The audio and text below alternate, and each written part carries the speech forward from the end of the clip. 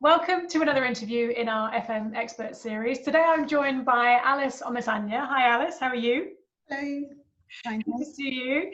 Alice is the Facility Services Manager at the University of London. And Alice, you're going to share with us just maybe some of the things in your 20-year career in FM that perhaps you kind of think would have been useful to know now. So I'm gonna hand over to you. Share with us some of your thoughts. I've learned a lot in the last 20 years of being in the WFM industry, and it has grown since 20 years ago from being the BIFM to now IWFM and incorporating the workplace into what we do. And I've learned in terms of you learn on the job, and you have to be willing to learn on the job, because that's the best, they say experience is the best teacher of all. And willing to learn on the job is taking on different challenges and not being too afraid or too scared to say, yes, I'll do this, and not be too scared of making mistakes as well, because sometimes that is the best way that we learn as well.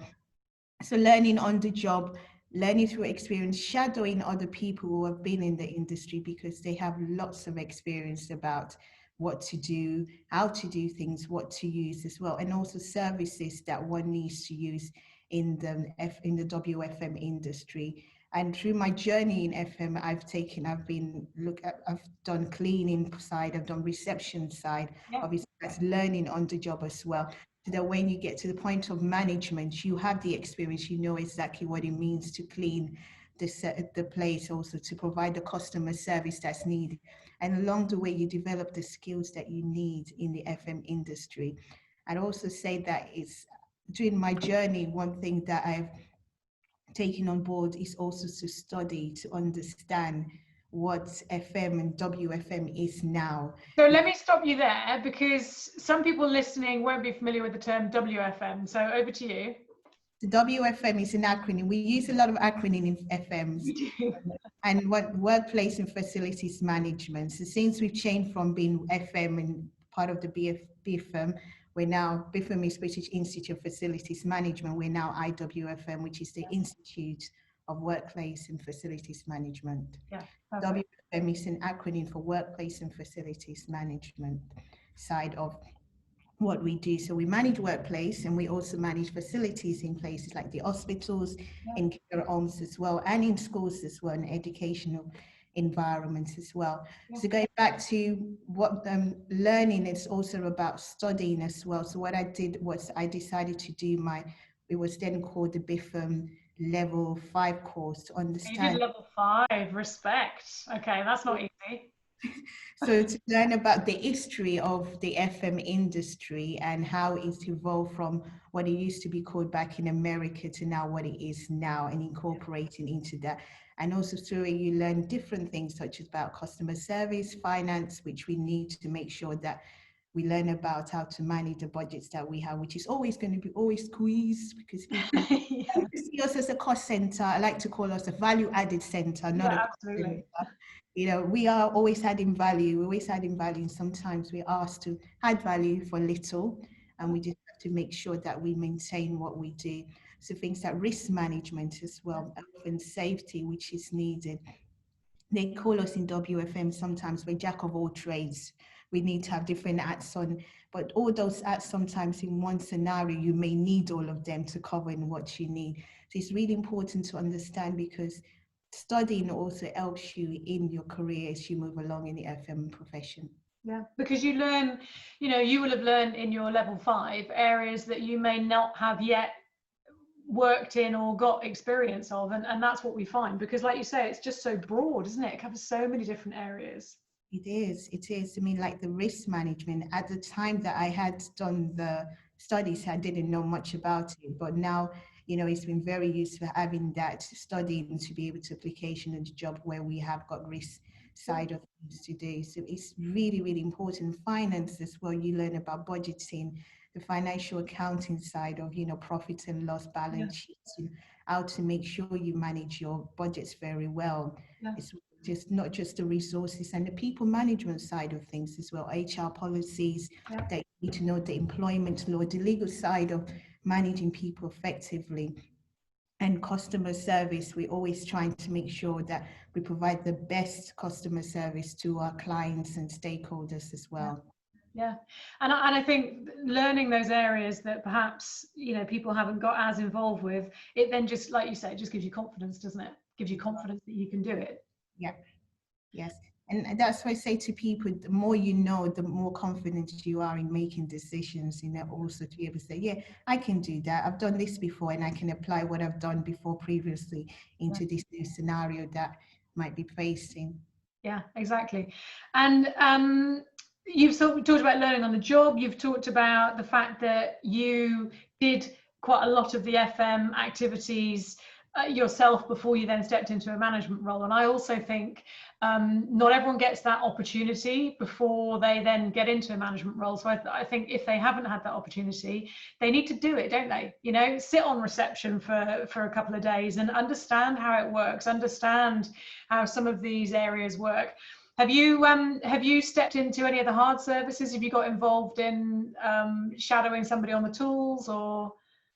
Yes, I have, and it's been quite good to find out in the art services part what they do, how they do things. And as you said, it's also one of the things that we did with my team is, just spending time with our colleagues. I spend time with during the Christmas time, spend time with the porters to understand what they do, how they do their jobs, and also talk about the complexity they have and what we can do to help them improve the work that they do, what resources and equipment we bring. And when we all sat down to talk about it, was like, wow, this is quite a lot that they do, and what we can move forward with.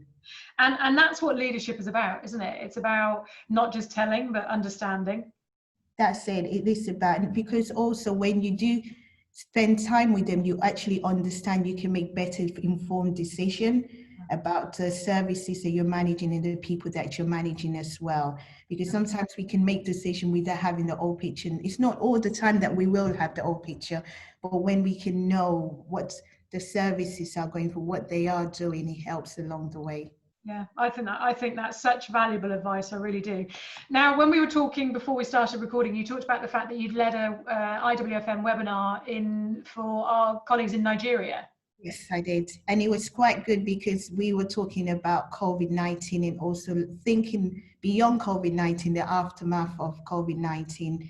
And it was good to see, good in a way that we all facing the same challenges during these current times and even before, because they have the issues of, the way we're seen as FMs, and bringing the value into organization that, we present something, can you do this for less for us? Can you do this? Is there a way that we can do this? Well, we can, but you have to understand that we need to manage your expectation. Yes, we can, but it would not be the best and spend more money on making sure that we are providing the best, and also the longevity of things that we put in place as well. So one of the things that I addressed with them is, what would you say for young FMs in the profession who are coming up, who are thinking at this time, well, the jobs are not there. Yeah.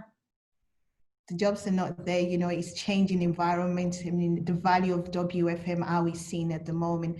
And panelists did come up with some suggestions. Don't give up. This is the best time that you learn during this time. Is, this is the best time to learn from WFM. Is the time to take some unpaid work experience within WFM. There are many, we know about the apprenticeship that the government has done.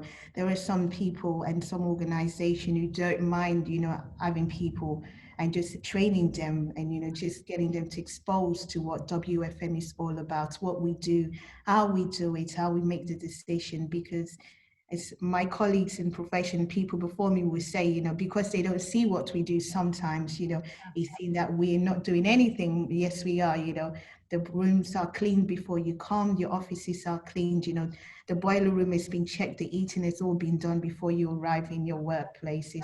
Or, even in the hospitals that we work, that professionals work in. So it's really getting the young ones that are coming up in the industry to understand that though we are in a challenging season right now, it is the best time to actually get into it and learn take it upon yourself, and don't say, oh, just take on, even if it's a little thing that you've been given, do it well, because that's the best way that you will learn in the WFM.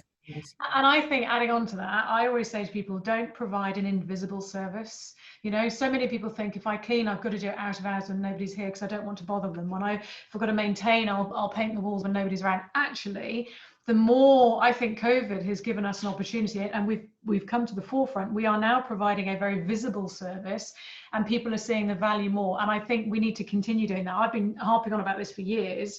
You know, let people see what you do, let people see what an amazing job you're doing, because, you know, you think at the university, when people start coming back more and more and more, it's because you have made that place safe. You know, it's incredible what you do. It is, and that's, you know, we've seen with the frontline staff who are part of WFM, who've been there through the day and night providing services, you know, even when it was really we had eye fatality, they are there providing the service. And I said, even the cleaners in the hospitals, they are there day and night. And I say to people, imagine if the cleaners were not there. Exactly. How would the doctors be able to do the job that they're doing? You know, if the place wasn't clean, it wouldn't help. So the visibility is really important as well to drive in, also visibility, and also us promoting what we do as WFM as an industry and as professionals. I think it's given us this platform.